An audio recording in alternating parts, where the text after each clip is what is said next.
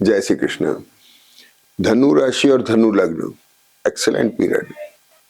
अगर फायदा नहीं उठा पाते हैं, आपकी कमी है। ग्रहों का कोई फायदा, ग्रहों का कोई दोष नहीं है। आपका चार्ट जो है, शनि बैठे हुए हैं, ये आपका चार्ट एक्सप्लोर कर रहे हैं। गुरु जो वक्री है यहाँ पर, ये आपकी इमेज बना रहे हैं, ये आपको एक्सप्लोर कर रहे हैं। एक्सप्लोरेशन माने अपलिफ्टमेंट, आपकी इमेज को बढ़ा रहे हैं। मतलब आप पहले इस लेवल पर थे, अब आपका लेवल ऊपर हो गया। आप जिस लेवल पे काम कर रहे थे उससे आपका हायर लेवल हो गया। चाहे नौकरी हो, चाहे बिजनेस हो, चाहे सोशल वर्किंग हो, चाहे कुछ भी हो, आपका अपलिफ्टमेंट हो रहा है। अगर जन्मपति पॉजिटिव है, मतलब चैलेंजिंग मोड में नहीं है, तो आपके लिए इससे बढ़िया वक्त नहीं हो सकता। आपको इसका भरपूर फायदा उठाना चाहिए। गुरु आपकी इमेज बना रहे हैं, प्रेस्टीज दे रहे हैं, आपको रिकॉग्निशन दे रहे हैं। शनि आपके चतुर्थ भाव में बैठ करके आपके एसेट को लेकर के चेंजेस ला रहे हैं, लेकिन आपको एक्सप्लोरेशन दे रहे हैं, बढ़ावा दे रहे हैं। तो ये एक सबसे खास बात हो गई। और लग्न के ऊपर केतु भी दृष्ट है, थोड़ा इन्फेक्शस जरूर है, ध्यान रखने की जरूरत है। राहु और मंगल से केतु स्ट्रेसफुल हो गए, एक्यूट पोजीशन में मंगल की वजह से। तो थोड़ा सा सिर में दर्द, तकलीफ होना, ब्लड प्रेशर हाई होना, इन चीजों का थोड़ा ध्यान रखना। जो थायराइड शुगर के पेशेंट्स हैं, इनको भी विशेष ध्यान रखना चाहिए। अब आ जाइए सबसे पहले कि आपके ऊपर मंगल और केतु की दृष्टि आपके पंचम भाव पर भी है। तो पंचम भाव आपका विद्या बुद्धि संतान का हुआ।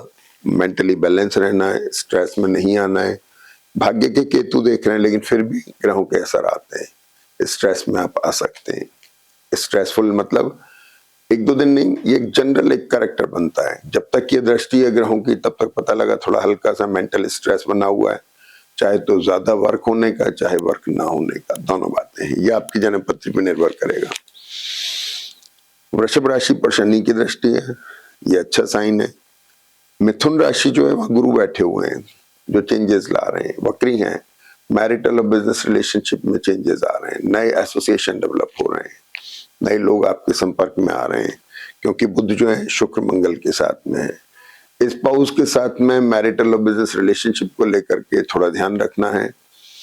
और जो लोग ये जो बुध हैं, ये हेल्थ के ऊपर भी इफेक्ट डाल सकते हैं। स्पाउस की हेल्थ का ध्यान रखना है। Cough, cold, tooth problem, hernia, appendix, stone, arthritis, sugar, thyroid, इस तरह के जो प्रॉन कैरेक्टरिस्टिक जिनकी रहती है, उनको विशेष तौर पे ध्यान रखने की जरूरत है। बुध यहाँ पर मंगल के साथ आके फ्रीज हो गए, तो कुछ मैरिटल और बिजनेस रिलेशनशिप को लेके, प्रोफेशन को लेके एक फ्रीजिंग भी आ सकती है, एक जकड़न भी आ सकती है। काम की अधिकता होना, काम का ना होना, दोनों बातें पॉसिबल हैं। जिनके मैरिटल रिलेशनशिप थोड़ा एस्टेब्लिश होने की तरफ है, नए बच्चों के, उनके लिए थोड़ा इंपॉर्टेंट है। उन लोगों को थोड़ा एहतियात बरतनी चाहिए, चीजें बिगड़े नहीं, इसका थोड़ा ध्यान रखना चाहिए। शुक्र भी यहाँ पर है, तो शुक्र मंगल और शुक्र बुध का कॉम्बिनेशन बड़ा प्लीजेंट कॉम्बिनेशन है, जिसकी दृष्टि कर्क राशि पे यानी अष्टम भाव पर है। यानी आप लगातार इस बात में लगे हुए हैं कि मैं कुछ लग्जरी प्रॉन चीज आप लेना चाह रहे हैं, कुछ खरीदारी करना चाह रहे हैं। गुरु आपको उसमें मदद कर रहे हैं। अब अगली इंपॉर्टेंट चर्चा जो है वो ये है कि राहु जो है मंगल शनि से बड़े स्ट्रांग हो गए। राहु बड़े स्ट्रांग है, इसकी दृष्टि सप्तम भाव पर है। तो मैरिटल और बिजनेस रिलेशनशिप में जो चेंजेस आ रहे हैं वो बड़े इंपॉर्टेंट आ रहे हैं। तीसरा स्थान राहु का बड़ा इंपॉर्टेंट होता है। अपने प्रयासों से आप चीजों को बहुत अच्छा बना सकते हैं और करना चाहिए। राहु आपके मैरिटल बिजनेस रिलेशनशिप, आपके प्रोफेशन में के स्ट्रेंथ दे रहे हैं, भाग्य में उन्नति कर रहे हैं। तो राहु की पोजीशन यहाँ पर बहुत अच्छी पोजीशन है। विदेश से संबंध लोग वालों के लिए भी बहुत अच्छा समय चल रहा है। मंगल उनको मदद कर रहे हैं, राहु उनको मदद कर रहे हैं। दूसरी बात ये हो गई कि थोड़ा हल्का डिससेटिस्फेक्शन, लेकिन डिससेटिस्फेक्शन अमूमन क्या होता है कि जब चीजें चल रही होती हैं तो उनमें परिवर्तन जो लेता है उसको लेकर के भी कभी कभी हो जाता है। आपको खुद को कमर में, पैरों में, दोनों पैरों में से कहीं पे किसी दर्द की थोड़े से ध्यान रखने की जरूरत है। थोड़ा मसल्स में खिंचाव आना या इस तरह की चीज हो सकती है, और जिनकी प्रोलॉन्ग कैरेक्टरिस्टिक है कि भाई hernia, appendix, stone, arthritis, sugar की, उनको थोड़ा ध्यान रखने की जरूरत है। Cough cold tooth problem specially for spouse. तो बिजनेस रिलेशनशिप, बिजनेस, स्पाउस, ये सारी चीजें थोड़ा इन्फेक्शियस हैं, प्लीजेंट हैं, लेकिन उनमें थोड़ा नमनेस, डलनेस आ सकती है, थोड़ा सा कोल्डनेस आ सकती है। रिलेशनशिप में थोड़ा सा ध्यान रखना है। और बाकी सब ठीक है। तो अब हुआ क्या, सबसे पहले कि 2 फरवरी को चंद्रमा सबसे पहले कर्क राशि में आए। बुध और चंद्रमा से दृष्ट हुए। जिनकी जन्मपत्री सेंसिटिव है उनको थोड़ा पैर में खिंचाव से, दर्द से, तकलीफ से ध्यान रखना है।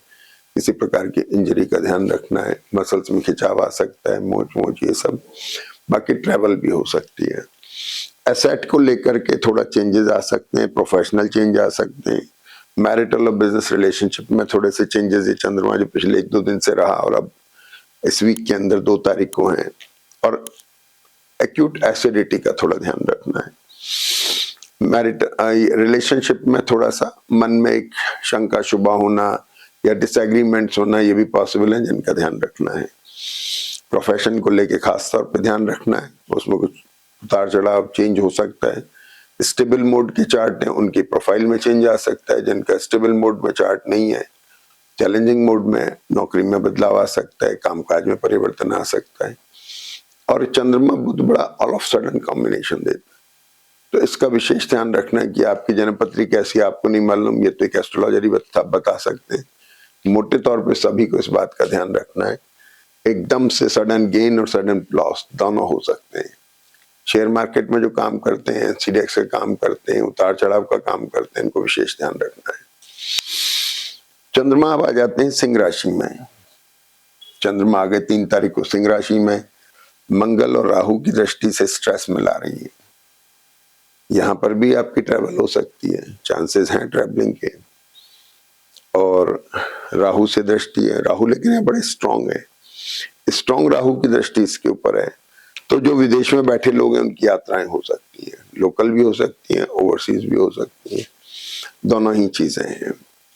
इसके बाद में चंद्रमा जो सिंह राशि में है, वहां पे 1-2 घटनाएं और होती हैं कि 4 फरवरी को बुध कुंभ राशि में आ जाते हैं। यहां से इंपॉर्टेंट फीचर शुरू हुआ। बुध यहां आ गए 4 तारीख को, राहु के साथ आ गए। बुध आपके प्रोफेशन के, कामकाज के लॉर्ड हैं, आपके मैरिटल बिजनेस रिलेशनशिप स्पाउस के लॉर्ड हैं। राहु केतु के साथ में आकर के स्ट्रांग राहु के साथ बैठ के स्ट्रांग हो गए, मजबूत हो गए, इनमें स्टेबिलिटी आ गई। जो अभी तक कब मकर राशि में अनस्टेबल थे, वो आपके लिए अब धीरे धीरे स्टेबल मोड में आ रहे हैं। चीजें बनने लगेंगी, नौकरी पेशा हो गया, व्यापार हो गया, आपके स्पाउस के साथ रिलेशन जो डिसएग्रीमेंट की तरफ थे वो हो गए। इन सब में अब थोड़ा स्टेबिलिटी आ रही है, अच्छी पोजीशन आ रही है। इसके बाद में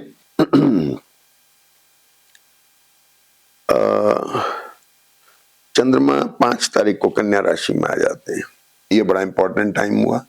चंद्रमा यहां आ गए, शनि से दृष्ट होकर रिडिफाइनिंग मोड में है। कामकाज में परिवर्तन, उसको लेके पुनर्विचार चल रहा है। एफर्ट्स, फाइनेंस को लेके पुनर्विचार चल रहा है।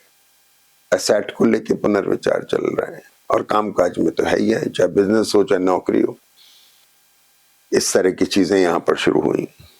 6 फरवरी को शुक्र भी कुंभ राशि में आ जाते हैं। बुध के साथ शुक्र फिर आ गए पीछा करते हुए।